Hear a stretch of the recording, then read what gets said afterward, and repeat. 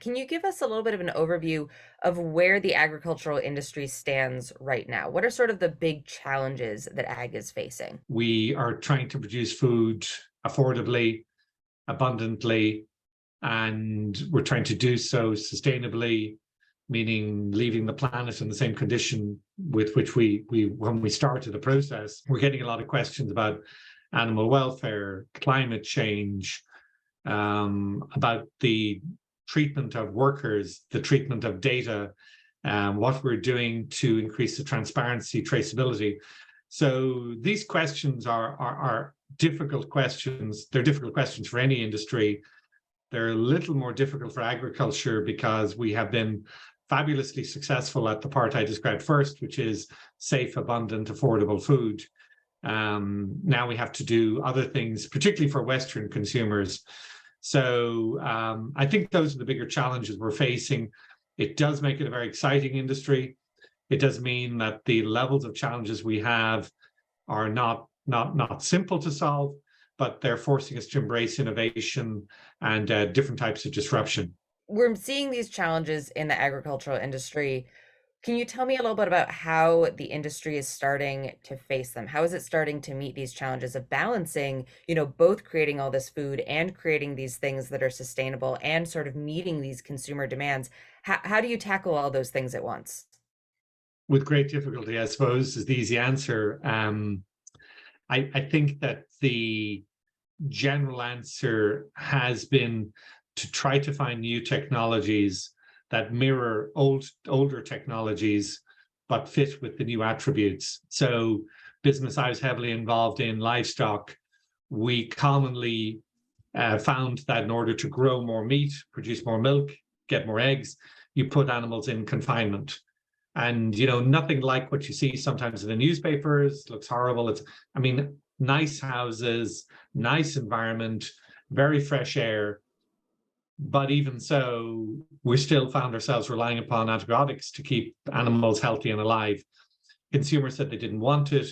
We resorted to probiotics, prebiotics, enzymes, all of these kind of natural, I'll call them nutraceutical therapies, and those have functioned, those have worked. We are now capable of producing chickens and milk and meat without the routine requirement for antibiotics. Same thing happening, obviously, with respect to fertilizer.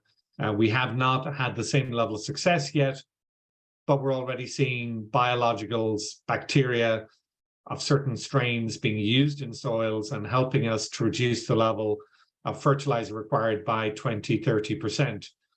Not the end of the journey, but still a nice way to start. And I could give example after example of where we're removing chemicals, removing different processes. Clearly, the consumer, for better or worse, is often in the end not willing to pay more. So you need to learn how to use new natural technologies with some of the mindset and knowledge of what we've done with the old technologies, but also understanding that consumers aren't necessarily going to pay a higher price. And so therefore we need to be very judicious in whatever we do to find the best technologies that really function in the best way.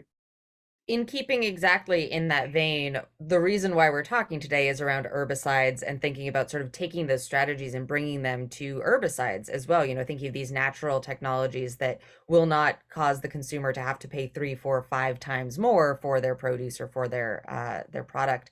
Can you tell me a little bit about broadly first what the agricultural industry is facing in terms of issues with herbicides? What are the problems with sort of weed removal and weed prevention? Yeah, so herbicides, with my accent, I might call them herbicides at certain stages. So That's assume fine. it's the same word. It's the same word. They are extremely effective and have done an extraordinary job. And we would not be feeding 8 billion people without Roundup and many of these other products. But I wrote a piece for Forbes called "Can You Imagine a World Without Roundup?" Are we ready for a world without Roundup? Playing on the Roundup Ready, of course. And the reality is today we probably aren't. We do have alternative chemicals, chemistry. Much of that has not been as effective.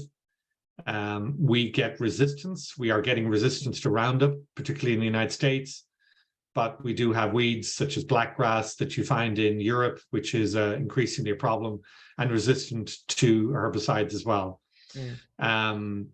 We're finding that the ability to rotate, that is to use one and then use another, which traditionally would have been a way of increasing effectiveness, is being compromised by restrictions from governments, and indeed even from other activist groups, NGOs, etc., saying, no, we don't want you using that material. We don't want you to use it as frequently or as that high a dose, and Europe is leading the way in this respect.